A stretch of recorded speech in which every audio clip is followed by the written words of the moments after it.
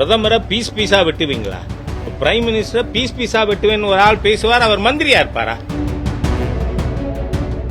இந்திய இறையாண்மைக்கு விரோதமா செயல்படுறவர் தமிழக முதலமைச்சர். எப்படி தாமோ அன்பரசன் உங்க மினிஸ்ட்ரியில சேர்த்திருக்கீங்க? எக்ஸ்பிளைன்.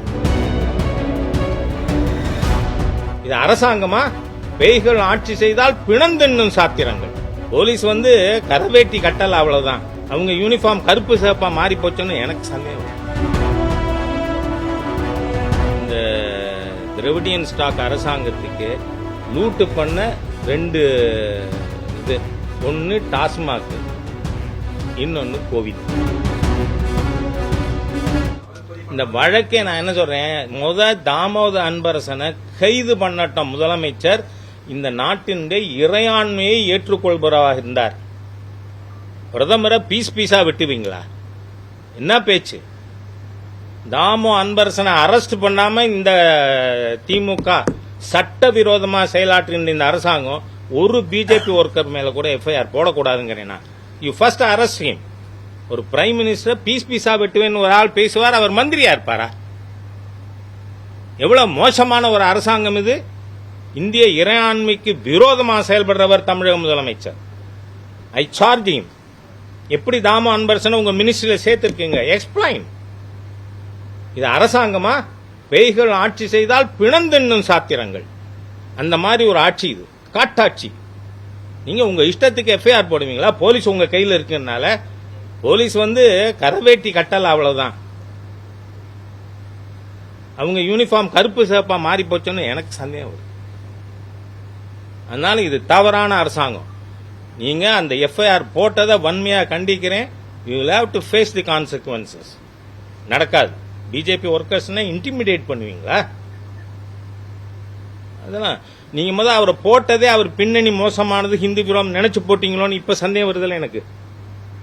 ஏன்னா திருப்பதி கோவில்ல உலகம் பூரா இருக்கக்கூடிய கோடிக்கணக்கான பக்தர்களோட ஒரு தெய்வத்தை, அந்த கோவில் புனிதத்தை எடுக்கிற மாதிரியா? ஏன் பிளைன் கேள்வி மாண்பு முதலமைச்சர் சந்திரபாபு நாயுடு கேட்டதே.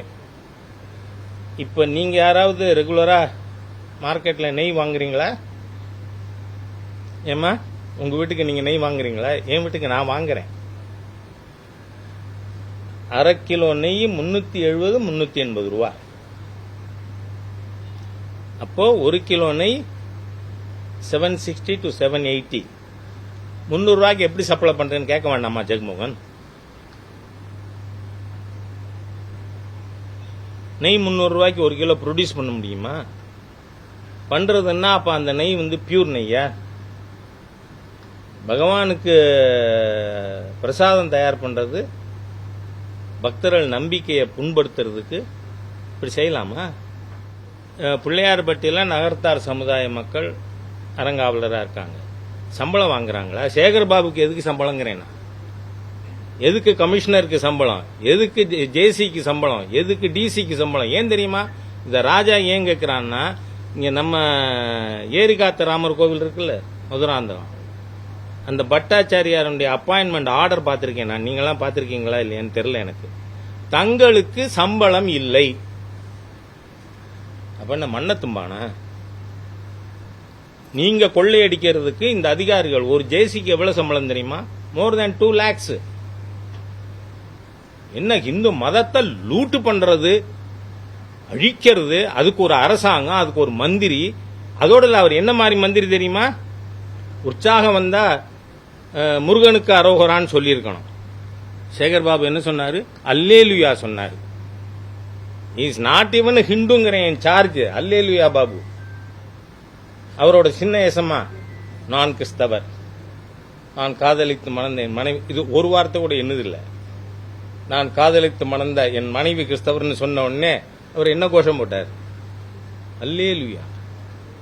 யாரோட கோஷம்?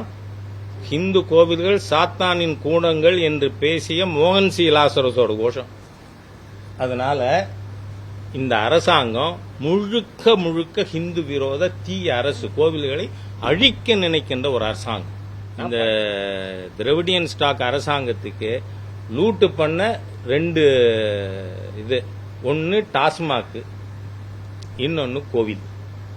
இதுதான். அதை வச்சு தான் இவங்களோட காலட்சேபம் ஓடிக்கொண்டு இருக்கு. இதுல நான் தொடர்ந்து டிமாண்ட் பண்ணிட்டு இருக்கேன். இந்த 4,76,581 ஏக்கர் ஆன்லைன்ல போட முடியுமா முடியாதா? இத்தனை ஏக்கர் நிலம் இருக்கு கோவில்ல, போடுங்க. கோவில் இருக்கான்னு பாத்துரும்.